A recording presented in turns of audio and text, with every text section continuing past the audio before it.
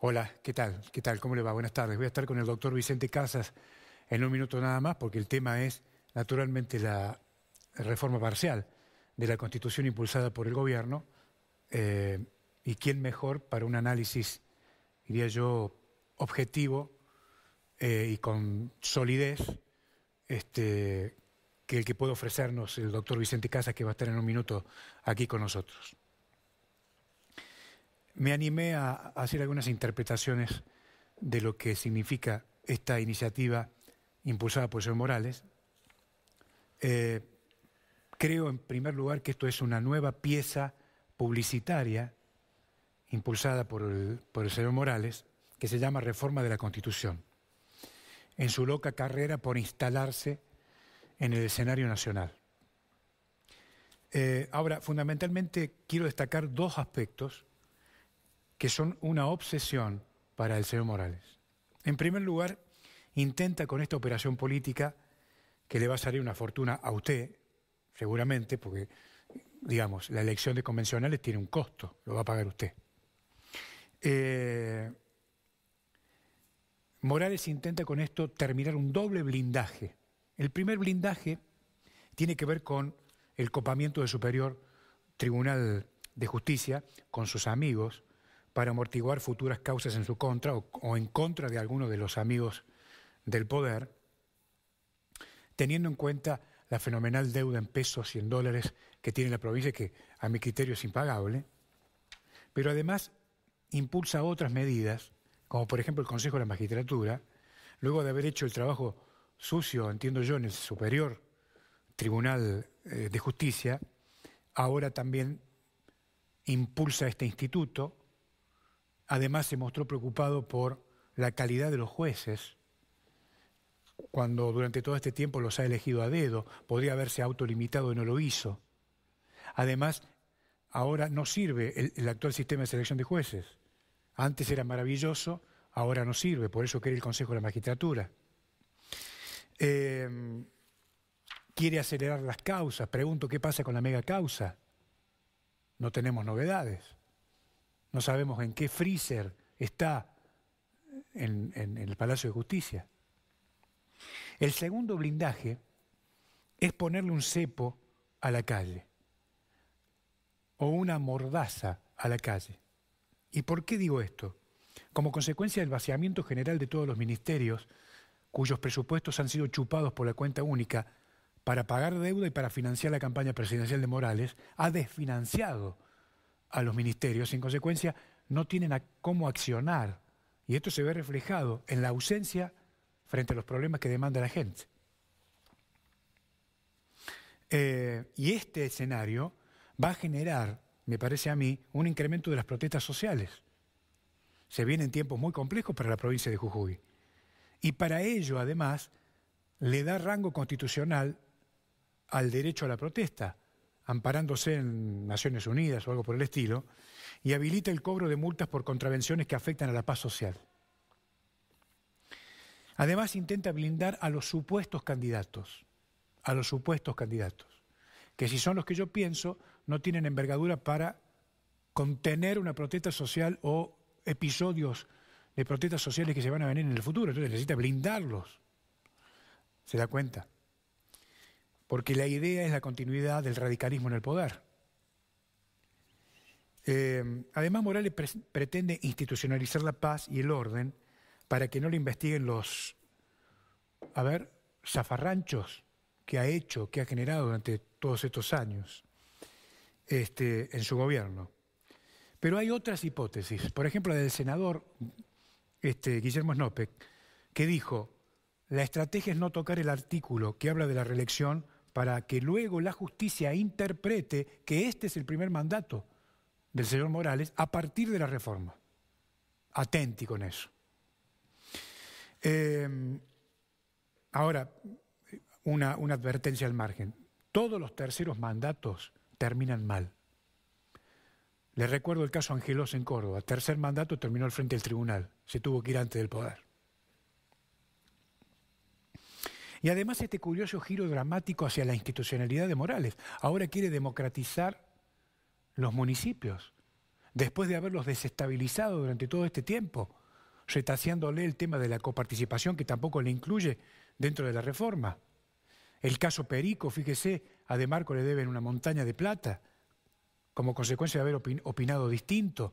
Le quieren imponer un concejal por la ventana, imputando a concejales, utilizando la justicia que además ha imputado a gente que no es concejal, confundidos de que son concejales. Es decir, una cosa, es decir, Frankenstein es Alain Delon al lado de lo que está pasando.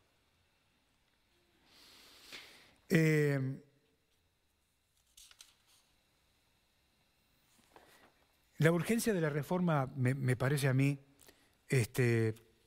no es la urgencia de los jujeños, es la urgencia del señor Morales. Esto tiene que quedar claro. Y lo hace para ver si mueve un poco las encuestas, porque están media floja de papeles. Entonces necesita generar impacto. ¿Sí? Lo hizo con Shakira, ¿sí? Ahora lo hace con la reforma de la Constitución.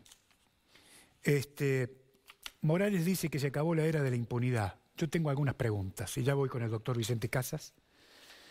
¿Impunidad no es llenar la corte de Jujuy con los amigos? Pregunto. ¿Impunidad no es crear una oficina para controlar el poder, como la Oficina Anticorrupción, que es un decorado? ¿Impunidad no es tener un dispositivo judicial al servicio del poder político como el Ministerio Público de la Acusación, que también lo incorpora, le da rango constitucional?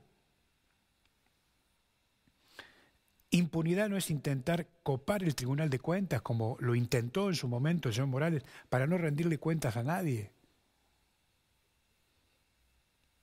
¿Qué quiere decir Morales con que se terminó la impunidad?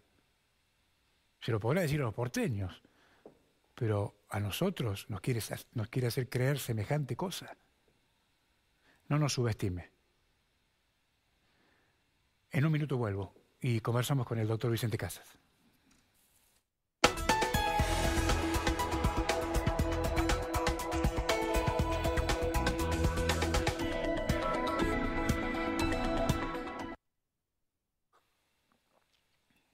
Gracias, director, muy amable. El doctor Vicente Casas con nosotros. ¿Cómo le va, doctor? ¿Cómo anda? Bien, gracias a Dios, bien. Muchas gracias por la invitación. Me alegro de verlo. Bueno, igualmente. Bueno, cuénteme, ¿podemos rescatar algo de esto? Estuve leyendo anoche y esta mañana. Sí. Puede haber algo que no tiene mucha trascendencia y no creo hasta dónde puede llegar. Por ejemplo, dice que limita las reelecciones de los legisladores y concejales. Bueno, está bien, suena lindo, me gusta. Pero tenemos experiencias un poquito dispares en Argentina. Hace unos años en la provincia de Buenos Aires se dictó una ley, la ley electoral, donde limitaba la reelección indefinida de los intendentes a un periodo, una vez más uno. Eso fue hace unos años, 4 o 5 años. Llegó la próxima elección, entendieron que eso era para adelante, por la irretroactividad de la ley, y se quedaron un periodo más. Después ahora, para el año que viene, han logrado una resolución de la Suprema Corte de la Provincia de Buenos Aires que dice que, bueno, podría ser, pero más adelante, lo cual tengo miedo. Usted apunta a algo que ha dicho recién en su columna, y es el tema de la reelección. Yo siempre he dicho que por formación universitaria a mí me han educado en aceptar la reelección, pero resulta que el tiempo se encargó de demostrarme que no era buena en sociedades como la nuestra. No lo digo por ningún presidente o gobernador que ha sido, pero el que es reelegido indefinidamente se convierte en un tirano, al cual la sociedad no tiene forma de sacárselo de encima. Entonces cambié de opinión en un momento y dije, hasta aquí llegué con lo que mis maestros me formaron. De ahora en más pienso que la reelección no es conveniente para determinadas sociedades. Ahí en el tema del informe que ha dado el gobernador anoche, ha dicho que no se contempla la posibilidad de un tercer mandato. Sí. Así ha dicho. Y yo creo. Pero también cuando se escribe, se dice que la legislatura acordará la forma o los puntos para la reforma de la Constitución. Ahí va a entrar la reelección. Bueno, en definitiva puede quedar como que Yo no quería, y lo dije, la legislatura la autorizó a la Convención Constituyente de hacerlo. Estas son cuestiones en las cuales nosotros tenemos que prestar atención desde ahora como sociedad, como ciudadanos, como periodistas, porque una reforma de la Constitución, yo muchas veces he dicho que no es conveniente tocar la Constitución y la ley, salvo que tenga demostrado de manera evidente que se lo hace para mejorar el bien común. Entonces sí. Esto no es un invento, esto ya lo decían los griegos hace 25, 26 siglos. Siempre me he mostrado no simpatizante de la reforma de la Constitución de la provincia, la hemos reformado en 1986, que puede tener algunas cuestiones de las cuales se podrá tocar, hablar y conversar. Hay otras que ya están superadas por el tiempo. Pero yo no veo así, ojalá me equivoque, una manifestación de una reforma que le va a mejorar la vida de la gente. A ese punto, ¿usted cree que esto no está pensado para mejorar la vida? Yo no he leído hasta ahora nada de eso. Ajá. Yo no he leído hasta ahora nada de eso. Entonces, ¿para quién es? ¿Para la política? Y es para la política. Fíjense que hay temas que se van a reformar que no hace falta reformarlos, porque ya no existen o porque ya están en la ley. Un tema muy sencillo que no vale la pena distraerle más que menos de un minuto. El Banco Provincia. El Banco Provincia no hay que tocar nada, ya cayó solo. Si lo han privatizado, y lo ha privatizado una legislatura de algún tiempo, y ya está, ya no existe. Entonces hay que sacarlo de la Constitución, pero no hace falta sacarlo, ya se cayó solo. La realidad de los sistemas económicos y la ley de entidades financieras lo desplomó al banco como entidad estatal. Ahora, hay temas que se tocan y que ya están en la ley. Por ejemplo, los cortes de ruta, que veo que se sanciona o que busca la sanción de dos maneras. De una forma de prohibirlos, o una norma jurídica que los prohíba, que ya está la norma jurídica, ya lo voy a comentar, y otra que le pueden aplicar multas, y para cobrar esas multas necesita que le habiliten el juicio de apremio. No hace falta. La legislatura dicta una ley y lo tiene. Los cortes de ruta, yo quisiera hacer una reseña. La Constitución de la Nación Argentina en 1853, en el preámbulo, dice que todos los habitantes, ciudadanos y extranjeros, tienen el derecho de entrar, permanecer, transitar y salir del territorio argentino libremente. Y ya lleva como un postulado. El preámbulo es eso, una enunciación de postulados. Un postulado es una verdad que no se necesita demostrar. Entonces, después está que una ley que vino con el tiempo, en épocas democráticas, en 1984 se dictó una ley, el artículo 100, que modifica el Código Penal, el artículo 194 del Código Penal ya castiga con una pena, allí que se menciona allí, a quienes corten rutas o entorpezcan el normal funcionamiento de los transportes y de las personas. No hace falta modificar eso. No hace falta sobreabundar en eso. Habla también, respecto de los cortes. Sí. Yo me pregunto, con la disculpa del caso, dentro de los malos pensamientos que algunas veces tengo, ojalá que sean malos, ¿cuántas veces se utilizan esos cortes de ruta para buscar determinados fines que no se confiesan? ¿Sí? Se habla de la posibilidad de excluir del indulto a aquellas personas que han cometido delitos de corrupción, creo. Sí.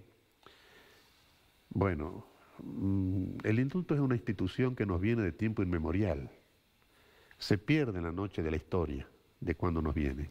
Jesús pasó por la posibilidad de un indulto cuando es llevado ante el gobernador Poncio Pilatos. Así es. Y le preguntan el Jueves Santo, le preguntan a quién van a indultar, porque estaba preparado para que lo indulten a Barrabás.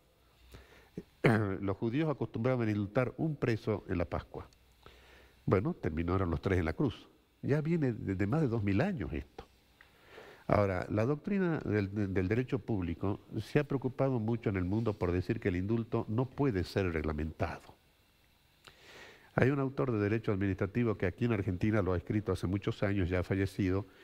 Tuve la suerte de tenerlo como profesor, Villegas Basavilbaso, que dice: ni una convención constituyente puede regular un indulto. Porque el indulto se toma como consecuencia de política judicial. aquel preso que se porta bien.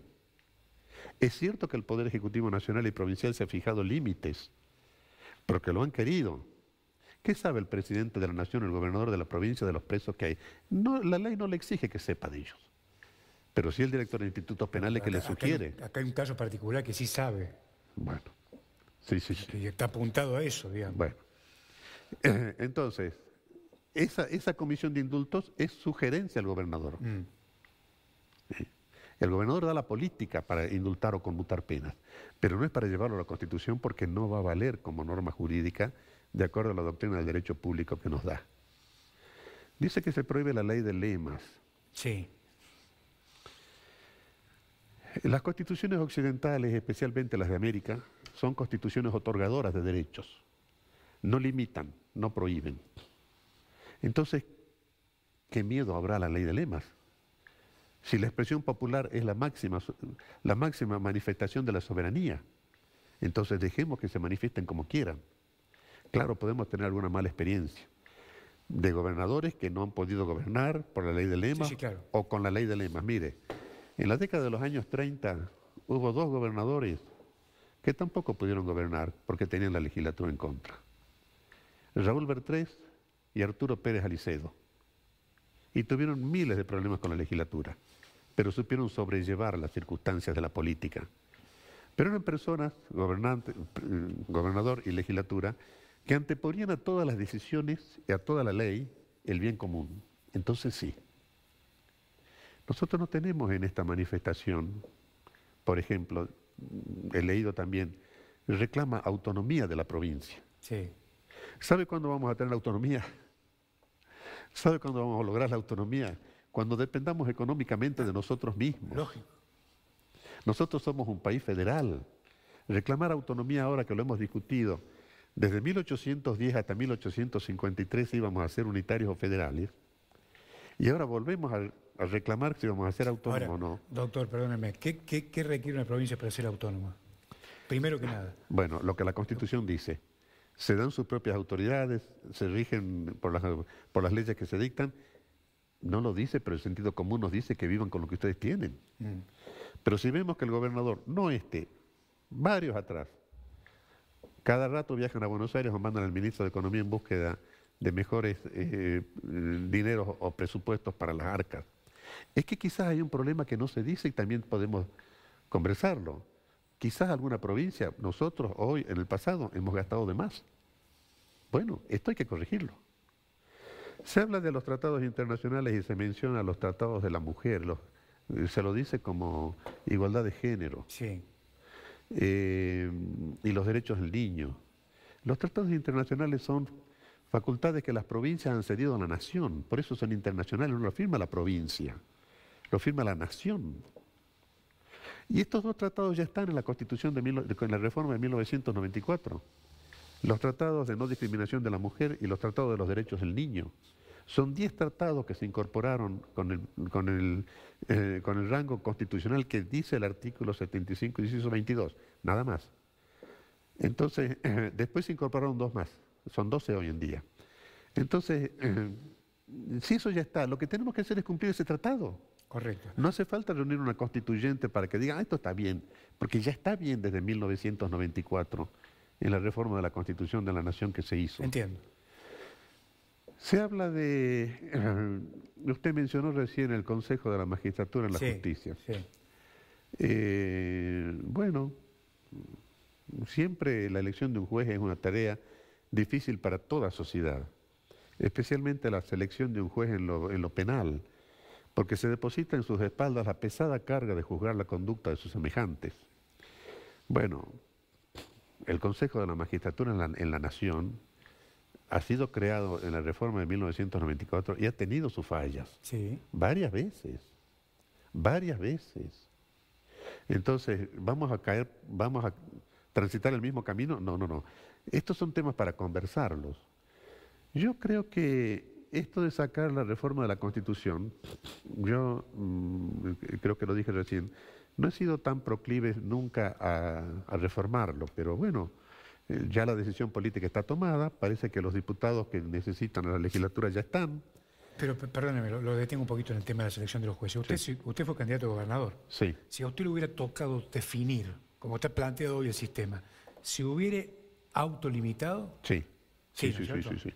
Sí, sí, sí. bueno, esto acá no Sí, sí, existe, sí, no sí, existe. sí, sí. Como tampoco existe en el Consejo, hoy tampoco existe en el Consejo de la Magistratura Nacional. Si hay casi 200 jueces federales para designar y hace más de 3, 4, 5 años no se designan. Yo me he jubilado, ya va a ser 9 años y mi cargo todavía no está ocupado. Ajá. Y es atendido con subrogantes. ¿Qué consejo de la magistratura? Sí existe, muy bien. Podemos llevar consejeros de nota, de alcurnia educativa y cultural. Pero si políticamente los aplasto, hemos retrocedido. Hemos desconocido la República. Entonces, ¿qué es lo que se va a...? Ahora, si usted cree el Consejo de la Magistratura acá en Jujuy y después termina el gobernador que sea, no autolimitándose y eligiendo el que quiere, ¿para qué sirve el Consejo de la Para Magistratura? nada, para nada. El Consejo de la Magistratura de la Nación, hasta el presidente Duhalde, elegía al primero que ternaban. El presidente Kirchner empezó a elegir al tercero, al segundo, al Claro. cuarto, al quinto. No existe. Por eso le digo, si lo aplasto con el poder político, esa reforma no sirve para nada. Se habla de otras cosas también, es decir, yo lo que quería cerrar es esto. Sí. Tenemos tiempo. El pensamiento del Consejo de la Magistratura quería cerrarlo de esta forma. Después vamos a ver si tenemos tiempo para tocar otros temas Sí. que también han sido motivo de lo que el gobernador dijo anoche. Todo esto de la reforma de la Constitución merece un gran acuerdo político. Merece un gran acuerdo político.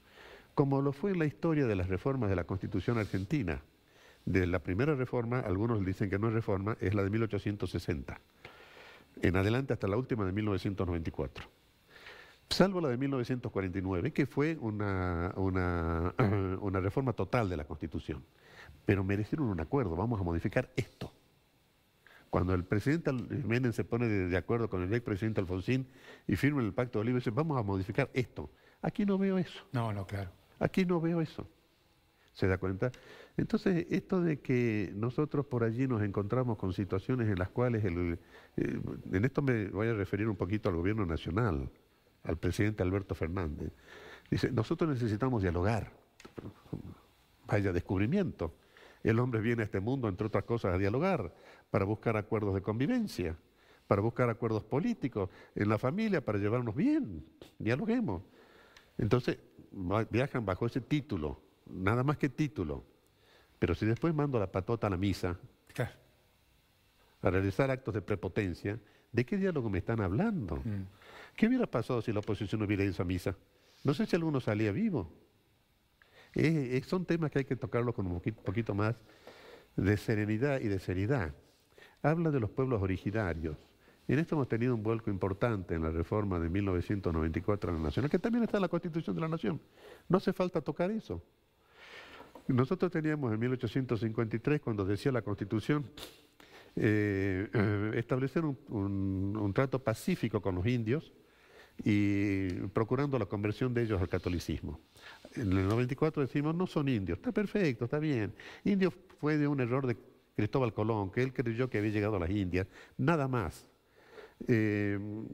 Ahora dice, vamos a hablar de los pueblos originarios, respetando su identidad étnica, cultural, su idioma, está perfecto. Pero ya está. ¿Qué más podemos agregarle a los pueblos originarios? Algo más tan rico como dice la Constitución de la Nación. Hay dos temas que siempre me interesan a mí. La educación y la salud. Sí. En la educación dice algo. En salud no dice nada. No he leído, a lo mejor pido disculpas si estoy cometiendo una injusticia, y no he tenido tiempo de leer más detenidamente de la salud. La educación habla de una educación para la búsqueda, algo así como para la salida... Creación de empleo. Exactamente. Bueno, pero nosotros, yo creo que no está mal lo que dice. No, pero tiene que ver con las condiciones. Claro. Nosotros tenemos que, es decir, la persona, el niño tiene que educarse para la vida cívica. Correcto. Y yo no veo en ese sentido propuestas que digan cómo va a alcanzar. No, la preocupación de la ministra Bobby es hoy la discusión. La agenda de la ministra es 1 hora más de matemática y 1 hora más de lengua. que con eso quiere el premio Nobel de Administración Pública. Y no pasa por ahí la solución a los problemas. ¿O sí? No, yo creo que no. En la educación hay tres temas o tres bases o tres elementos básicos para tratar de buscar algún programa educativo que nos saque de la situación en la que estamos como sociedad. Uno es lo cognitivo, que es la adquisición del conocimiento, que lo hacemos mal.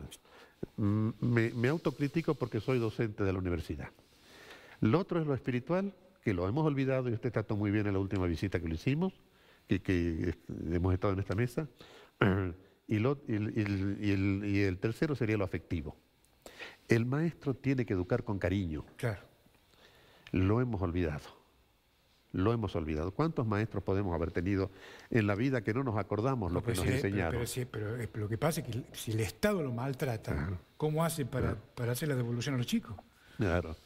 ¿Cuántos maestros tenemos nosotros en la vida que yo les he dicho incluso alguna vez que los he visto? Yo no me acuerdo lo que vos me enseñaste en el grado o en el colegio, pero sí me acuerdo el cariño con el que lo hacías. Con el cariño también se educa, claro. Con el cariño también se forma, con el cariño también se es. Y el tema de la salud es un tema un poquito más importante o tan importante como la educación. Son dos temas en los que nosotros hemos descuidado mucho en Argentina. Este gobierno, el anterior y lo que podría ser preocupante es que en algún momento el tema de la educación haya sido desatendido, quizás de una manera que no debería haber sido así, sino en la búsqueda del bien común. Y lo de la salud, yo le digo esto, creo que no dice nada el proyecto. La salud tiene que ser para todos, para todos. Las obras sociales están terminadas, hay que buscar otro sistema. En las elecciones de 1983, el entonces candidato por el Partido Justicialista, el doctor Ítalo Luder, dijo en algún momento, el saqueo a mansalva de las obras sociales. Ya hace 40 años que lo dijo, yo no sé si hay o no saqueo, pero lo que sí sé es que hay obras sociales que no pueden atender las prestaciones médicas que sus afiliados necesitan. Entonces hay que cambiar el sistema de... de alguna forma hay que conversar con la gente que conozca el tema, políticas de la educación, médicos de distintas especialidades y modificar para que todos tengan la salud. En las naciones, una de las características de las naciones del primer mundo es que la salud es para todos. Estas son las cosas que nosotros tenemos que ver. Una reforma de la Constitución va a marcar el camino en la vida de mis nietos, ¿no es cierto? Entonces estamos hablando de una reforma, de una ley que por lo menos son 40 o 50 años y no más para adelante. Y tenemos que prestar atención suficiente para que eso sea lo mejor que podamos alcanzar. La esta está pensada para el 2023. Y eso es lo lamentable. Doctor, gracias. Gracias a ustedes, gracias por la invitación y un saludo a todos. Muy atento. El doctor Vicente Casas con nosotros. Que tenga una gran tarde. Chau.